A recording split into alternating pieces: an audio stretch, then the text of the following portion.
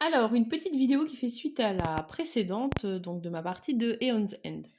Je me suis dit que ça pouvait être intéressant, de vous montrer, parce que je vous ai dit, il y a une mise en place qui est, facilitée pour, le démarrage avec, des cartes paquet A, paquet B, paquet C pour vraiment, lancer tout de suite la première partie. Mais après concrètement, qu'est-ce qu'on fait et comment ça se passe dans la boîte? Je vous ai dit: «C'est bien rangé» et cetera, donc je me suis dit que ça pouvait être intéressant de vous montrer, bah, justement après qu'est-ce qu'on fait. Donc là, actuellement, dans la boîte, on a, bah, ça. Donc là, il y a des compartiments. Ça, c'est les cartes de départ que je n'ai pas utilisées, puisque je vous ai dit, on a 4 mages, qui étaient présentés au début. Donc il y avait Myst et Equilus aussi que je pouvais utiliser. Et ça, c'est les autres mages et les autres Némésis, qui sont utiles. Et en dessous, il y a également un compartiment pour mettre les brèches. Donc, bah, on peut commencer déjà par ranger les brèches. Donc ça, c'est pas le plus compliqué, c'est les petites cartonnettes comme ça. Donc on les remet dans le fond. J'ai dû en mettre ailleurs, voilà, ici. Donc ça, c'est fait. Là-dessus, on a aussi les compteurs de points de vie. Donc on les met, il y a des encoches. C'est très pratique. Il faut juste que je retrouve, voilà, l'autre qui est ici. Et donc ensuite, on met bah, du coup les mages et les némésis qui restent. Sachant que, comme je vous disais, j'avais acheté des extensions. Donc j'en ai un petit peu plus que ce qu'il y a dans la boîte de base. Mais ça loge, il n'y a pas de souci. Pourquoi ça ne rentre pas? Voilà. Ok, donc ensuite on a des compartiments ici. Et il y a des intercalaires. Donc on peut mettre, donc là, Titan de l'ombre, c'est pour mettre les cartes de la Némésis qu'on a affrontées, les cartes de départ, palier 1, palier 2, palier 3, c'est pour les cartes de base, cristaux, les étincelles, donc ça c'est les autres, le tirage aléatoire, l'ordre du tour, tous les sorts, les reliques, etc. Donc là on a des intercalaires qu'on va pouvoir mettre pour organiser nos cartes. Donc ce que je vais faire, c'est que je vais déjà ranger, bah, du coup, le titan et puis les deux Némésis, les deux mages, pardon, qu'on a utilisés, donc ça va ici. Donc, les cartes qu'on a utilisées, donc ça c'est celle qui était dans le fameux paquet A avec toutes les cartes qu'on a utilisées, donc les 3 gemmes, les 2 reliques et puis les 4 sorts. On verra après les cartes de base. Donc j'ai ouvert les autres paquets qui étaient dedans. Et donc là, vous allez voir bah, les nouvelles cartes. Et donc maintenant, vous aurez accès à toutes ces cartes-là pour pouvoir jouer. Donc je voulais vous les présenter rapidement. Donc ça, on a vu, on y a joué, on fait d'abord les gemmes, donc c'est la magnétite congelée qui permettait de gagner 2, et ensuite de mettre la carte au sommet de sa pioche. Ça, c'était le bouquet de scories qui permettait de gagner 2 et d'avoir un de plus quand on passait le niveau 2 de la Némésis, donc c'était intéressant. La pierre de sang qui coûte cher mais qui permet de gagner 3 éthers et 3 où on l'achète. Et donc là, on a de nouvelles gemmes qu'on pourra choisir quand on fera la mise en place de notre marché. Donc là, par exemple, il y a le minerai de la brèche qui permet de gagner 2 ou de stabiliser donc votre brèche fermée, par contre, c'est forcément la nôtre, qui a le coût de stabilisation le plus faible. Donc c'est pas mal, c'est une gemme qui est plutôt polyvalente. Donc les gemmes, à chaque fois, il y a 7 exemplaires. Ensuite, il y a le diamant inquiétant qui permet de gagner 2.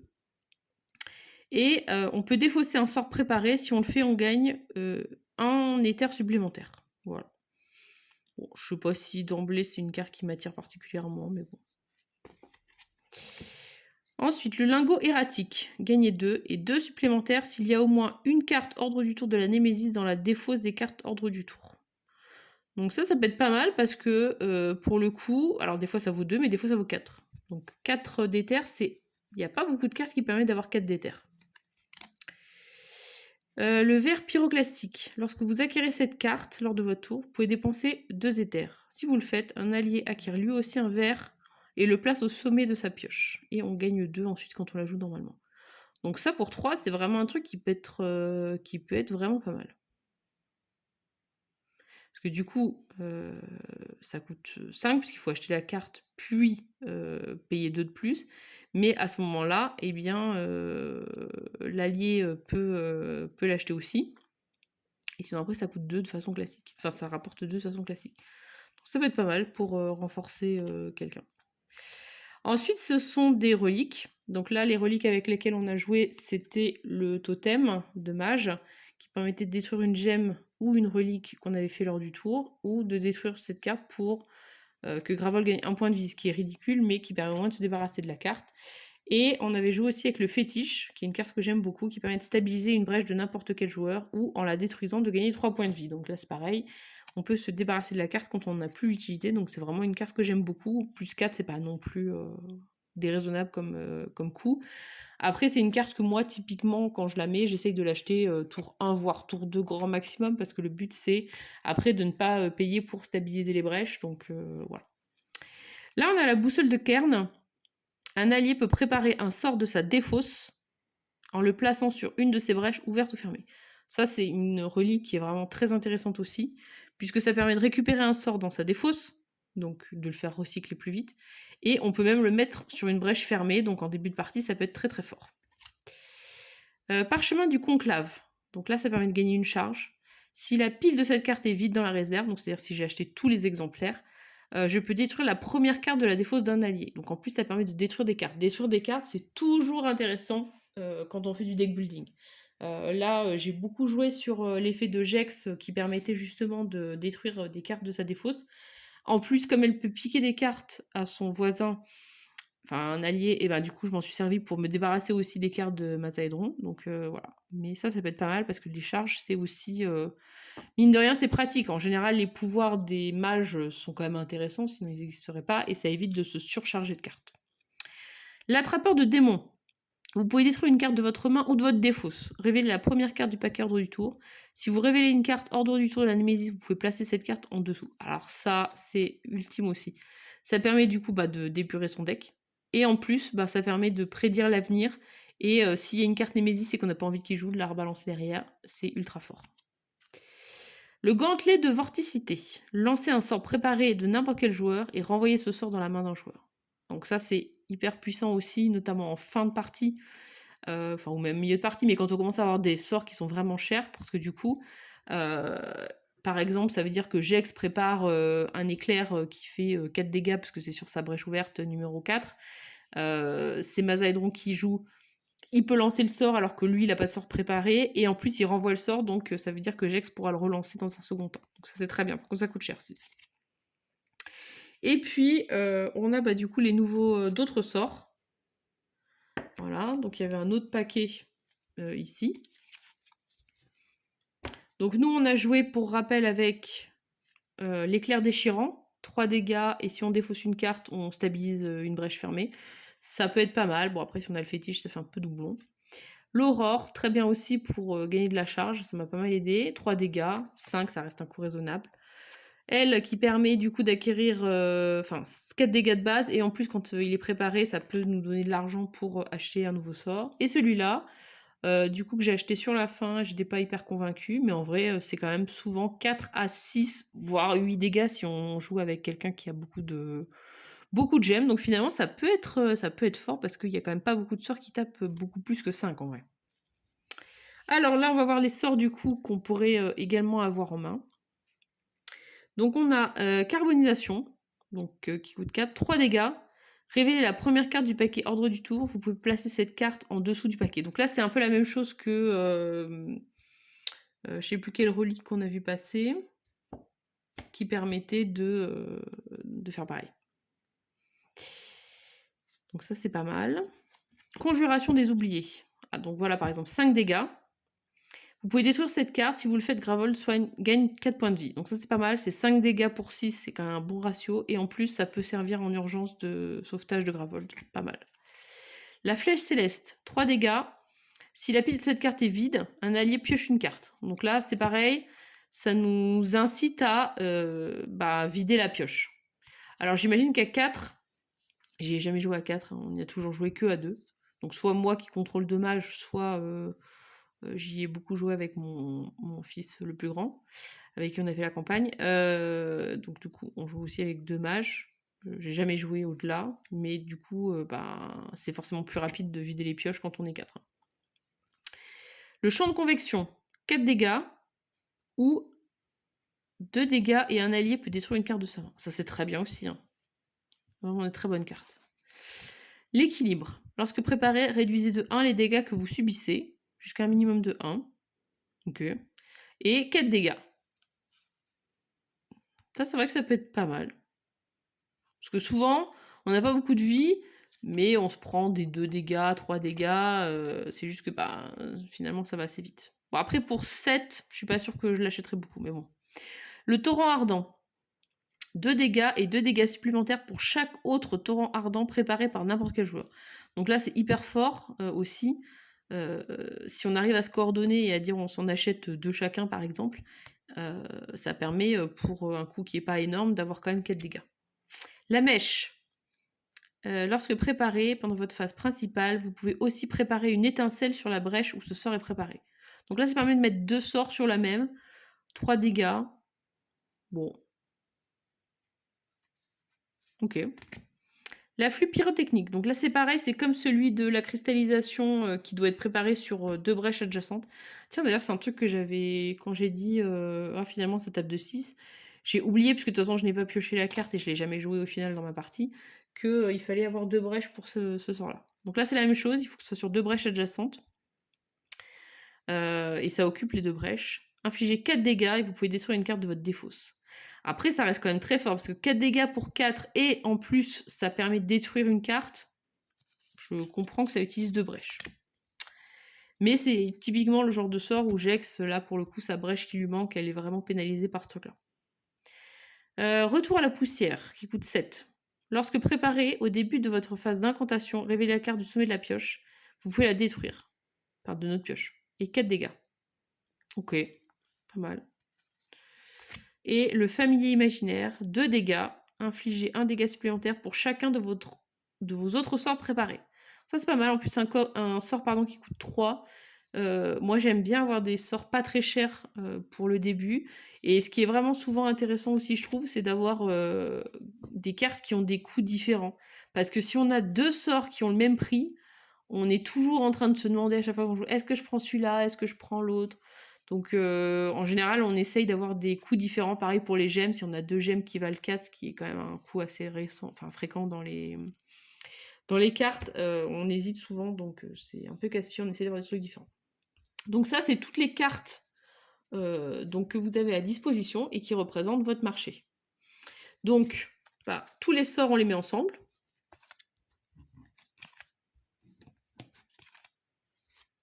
Voilà.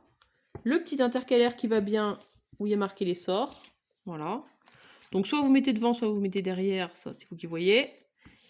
Pareil pour les gemmes et les reliques. Donc, ça, c'est les reliques. Voilà. Et ça sera les gemmes. Donc, les reliques ensemble. Les gemmes ensemble. Et ça, mine de rien, ça vous aide après pour vos installations. Où sont les cartes? Voilà. Reliques et gemmes. Les reliques. Toutes les gemmes. Et donc là, vous avez après votre boîte avec les différents compartiments. Et puis vous pouvez tout ranger comme ça, bien proprement, avec les intercalaires. Voilà.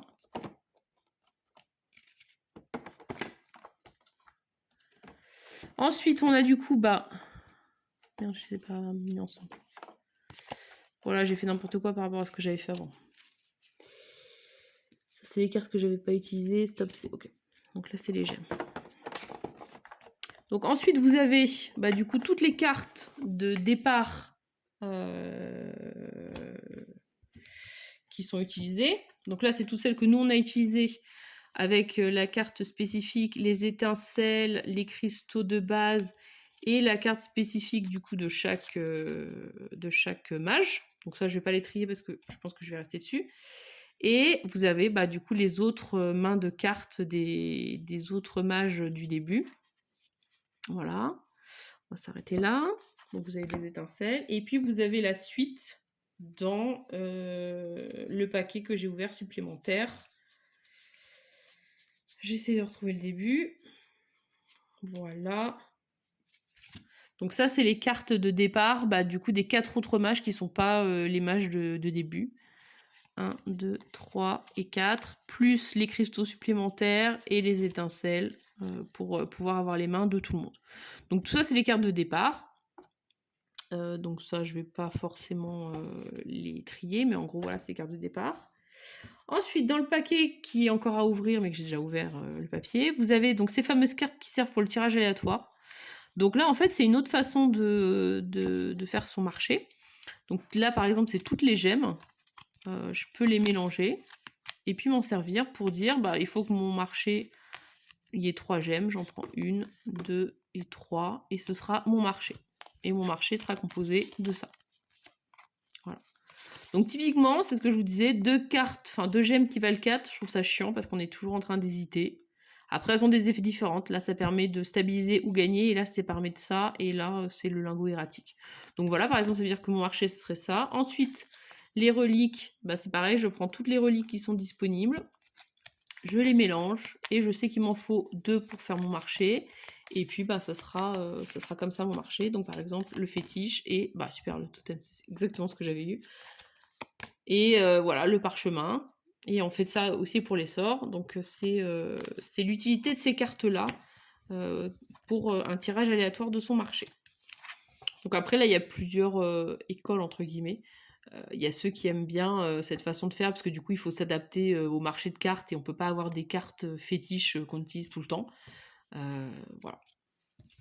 Et sinon, bah, on fait un marché en essayant d'avoir quelque chose qui est un petit peu cohérent et adapté. Donc ça, c'est ce qui s'appelle le tirage aléatoire. On va mettre ça ici. Donc ça, on a dit que c'était les cartes de départ, on s'en intéresse pas. On a également, du coup, sur cette édition, enfin sur cette deuxième boîte, il y a des alternatives de marché. On vous propose, bah, du coup, des façons de faire. Donc là, par exemple, sur les gemmes, une qui coûte moins de 4, une de 4, une au choix. Les reliques, pareil, là, on vous dit les sorts. Là, on vous propose un autre type de marché avec 4 gemmes, une relique et 4 sorts. Voilà, sachant qu'au départ, là, il y a 3 reliques, 3 sorts, 3 gemmes. Voilà, c'est des marchés différents. 2 gemmes et seulement 3 reliques. Ça peut être pas mal, parce que finalement, les gemmes, souvent, on n'a pas forcément envie de beaucoup de diversité. Après, elles sont toutes intéressantes, les cartes, donc c'est vraiment voilà, à tester. En tout cas, ça vous propose des trucs alternatifs de 3 gemmes, 2 reliques et 4 sorts. Et ensuite, dans la boîte, eh bien, vous avez tout le reste des cartes Némésis. Donc, je vous les montre pas plus que ça, mais voilà. Donc, il y a des cartes de base. Donc, c'est marqué base en dessous. Donc, ça, c'est d'autres cartes de base qui servent pour un peu plus d'aléatoire dans les paquets de Némésis. Parce que là, le paquet de Némésis qu'on avait, c'était le paquet qui était décrété par le jeu pour la mise en place rapide, etc. Donc là, ça veut dire qu'à la fin de chaque partie, c'est un truc un petit peu casse-pied, mais enfin bon, ça se fait quand même relativement facilement. Il faut trier tout ce qui est cartes de base, niveau 1, niveau 2, niveau 3, et les cartes qui sont les cartes spécifiques du Titan de l'ombre, enfin de la Némésis. Donc là, en l'occurrence, c'est la Titan de l'ombre, donc ça c'est Titan de l'ombre, là c'est base 3, Titan de l'ombre, base 3, base 3, base 3, Titan de l'ombre 3, base 3, base 3, base 3, Titan de l'ombre 2, base 2, Titan de l'ombre 2, base 2, base 2, base 2, base, Titan de l'ombre 1 et base 1, Titan de l'ombre 1, base 1, base 1 et base 2. Ok. Et donc, pour chaque Némésis, vous avez 3 cartes de niveau 1 avec son nom. Donc là, par exemple, Titan de l'ombre, c'est celui qu'on a fait. 3 cartes de niveau 2, Titan de l'ombre 2. 3 cartes de niveau 3. Ah, on l'a pas eu celui-là, le demi-ancien. Quand je vous disais, en général, ça vaut pas le coup de perdre du temps parce que c'est de pire en pire. 18 points de vie, et là, le jeu de Titan, il perd... Donc là, celui-là, on peut pas l'ignorer. Hein. Donc voilà. Donc ça, du coup, c'est les cartes spécifiques du Titan de l'ombre. Et on prend l'intercalaire Titan de l'ombre, parce que ces cartes-là ne serviront que pour le Titan de l'ombre. Voilà. Et après, les cartes de base niveau 1, 2 et 3, comme je vous ai dit sur la partie précédente, eh bien, en fonction du nombre de joueurs, on va mettre un certain nombre de cartes de chaque palier qu'on va mélanger avec justement les cartes spécifiques de chaque Némésis.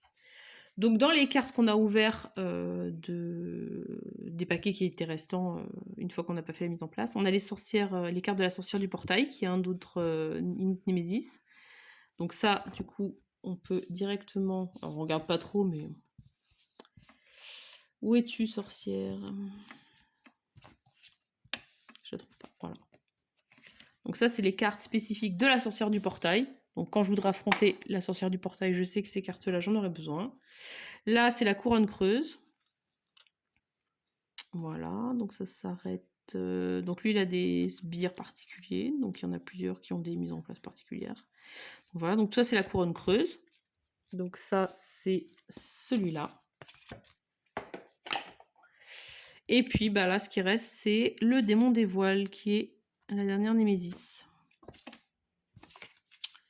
Voilà, démon des voiles. Donc ça, je sais que c'est les cartes spécifiques des Némésis. Et ça, je sais que c'est les cartes de base, du coup, de chaque Némésis, avec, que je vais utiliser pour plusieurs parties. Et logiquement, il doit y en avoir ici, puisque en fonction du nombre de joueurs, il fallait enlever des cartes. Ouais, c'est ça. Donc là, on a aussi des cartes de base, puisque le paquet qu'ils avaient constitué était destiné à une partie jusqu'à 4 joueurs. Donc base 1, 1, 1, 1 et 1. Donc tout ça, ça va là. Et c'est tout. Voilà. Donc ça, on n'en a plus besoin. Stop C, stop B. Donc ça, c'est les phases, du coup, pour vous rappeler tout ce que vous pouvez faire comme action, le tour de la Némésis, etc. Ça, c'est du coup les cartes pour quand on joue à plusieurs, sachant qu'il y a soit on a une carte chacun, soit on peut aussi avoir un tirage où finalement on choisit qui joue pour que ce soit peut-être un peu plus simple. Voilà, bon, encore une fois, comme moi je joue qu'à deux, de toute façon, ça pose pas de problème. Et voilà. Et donc ensuite, on a toute notre boîte qui est bien rangée, avec donc les cartes de palier 3, les cartes de palier 2, les cartes de palier 1. Et voilà, donc ça, tout ça, c'est les cartes de base de la Némésis. Et je sais que je dois utiliser ces cartes-là pour mes prochaines parties. Voilà. Donc ça, il faudrait que je continue à trier, mais enfin, c'est pas passionnant. C'est ce qu'on a utilisé. Et puis, ça, c'est les extensions en fait que j'avais achetées. Donc, il y avait 2 nouveaux boss, le prophète de 3 trépas et le maître des spectres. Il y avait aussi des nouvelles cartes. Donc, voilà, je les utiliserai quand je jouerai les extensions. Pour l'instant, j'ai laissé chaque paquet séparé. Voilà. Donc du coup, ça veut dire que dans cette boîte-là, j'ai les 4 Némésis qui étaient de la boîte, plus 4 autres Némésis que j'avais acheté, 2 extensions qui étaient des suites du coup de cette boîte. C'était, je crois que c'est dessus, non? Ouais, c'est ça. Le vide. Et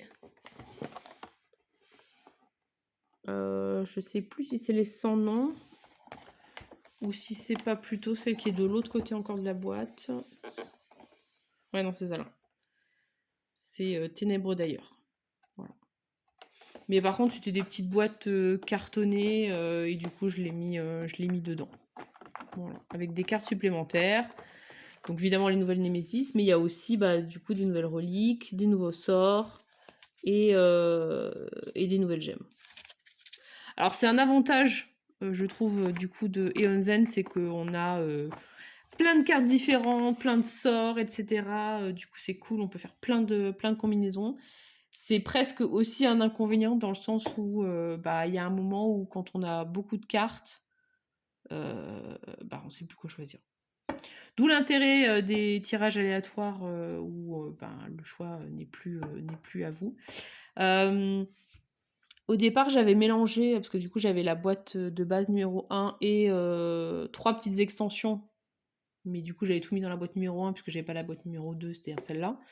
Là, j'ai séparé ce qui était dans la boîte numéro 1 et ce qui allait avec la boîte numéro 2 en termes d'extension. Et déjà, je trouve qu'il y a vraiment il y a beaucoup de sorts différents, vous avez vu, si je rajoute ceux de l'extension. Donc en ayant mis tout en même temps, franchement, ça devenait un peu compliqué, sachant que j'ai aussi du coup la suite. J'ai une ère nouvelle et j'ai aussi les parias que j'ai acheté en même temps que. Enfin, l'ère nouvelle, je l'avais déjà. Donc, ça, c'était la grosse boîte numéro 4, puisque la grosse boîte numéro 3, c'est le Legacy. Et là donc quand j'ai fait ma commande, où je pensais avoir mon Legacy mais que je n'ai pas eu, j'avais pris, donc celle La Guerre éternelle et j'ai pris les Parias qui est donc, une autre boîte, avec 4 Némésis. Donc ça commence à faire beaucoup et heu et voilà. Donc il y en a qui mélangent toutes les cartes, genre toutes les gemmes et cetera, mais je me dis, ça va être trop compliqué à gérer, autant rester boîte par boîte. Parce que déjà il y a suffisamment de choix, dans chaque boîte. Je pense que j'arriverai pas à m'en sortir sinon, ou il faudrait avoir genre, toute une boîte avec que des gemmes, toute une boîte avec que des sorts, et puis, encore une fois après enfin j'ai peur que ça alourdisse la mise en place pour pas forcément gagner grand chose en termes de plaisir de jeu. Donc voilà, après je sais pas si, certaines personnes qui ont beaucoup de boîtes, sont plutôt d'avis de tout mélanger, pour justement faire des associations avec, des gemmes de la boîte numéro 4 avec, contre une némésis de la boîte numéro 1 et cetera. Moi, je me dis qu'en plus, ça a dû être quand même probablement un peu équilibré par rapport à ce qu'il y avait comme matériel dans la boîte, où ça se passe. Ils essayent de faire des trucs compatibles et il y a pas de raison que ça le soit pas. Mais, encore une fois, voilà, je pense que ça reste quand même plus simple de faire boîte par boîte plutôt que de tout mélanger. Mais peut-être que les vrais fans, mélangent tout. En tout cas, belle collection Aeon Zen qui devient officiellement le jeu où j'ai le plus de boîtes parce que du coup j'en ai 5, mine de rien. Voilà, 5 boîtes. Bon après le Legacy en vrai il compte à part parce que, bah, déjà il est en allemand donc, je pense pas que je vais mélanger les cartes, et en plus je me dis quand même que le Legacy il a été conçu pour être, ben, Legacy donc évolutif et hem et j'ai peur que les cartes soient soit trop pétées sur la fin avec, des effets hyper puissants parce que justement on est censé être contre des némésis et avoir monté nos personnages, à un niveau particulier. Au début, qu'elles soient, faibles ou inversement qu'au début elles soient trop fortes parce que ça compense le fait que nos personnages soient faibles. Enfin, je sais pas dans quel sens c'est, mais j'ai un peu l'impression que, utiliser les gemmes et les sorts, du Legacy pour, mettre ça contre une Némésis lambda, je suis pas sûre que ce soit hyper adapté en vrai donc, et encore une fois, chaque boîte contient déjà suffisamment de matériel, c'est suffisamment, c'est pas le bazar parce que c'est bien rangé, mais, il y a suffisamment besoin d'installation enfin pour que je me dise pas: «Ah je vais tout mélanger, ça va être super». Et j'ai pas envie de jouer avec des cartes en allemand au milieu de mes cartes standards. Voilà, bah, écoutez, j'espère que ça vous aura, montré un petit peu, bah, qu'est-ce qui se passe une fois qu'on a fait la première partie d'évolution, enfin du démarrage de la boîte. Heu, Après il faut juste, ben, encore une fois, soit partir sur un tirage aléatoire, soit choisir ses gemmes en fonction, bah, des effets qu'elles ont et puis, on met en place, on prend les cartes, Némésis, en fonction du nombre de joueurs, les cartes spécifiques de la Némésis et puis on est parti pour un nouvel affrontement. Merci, à bientôt.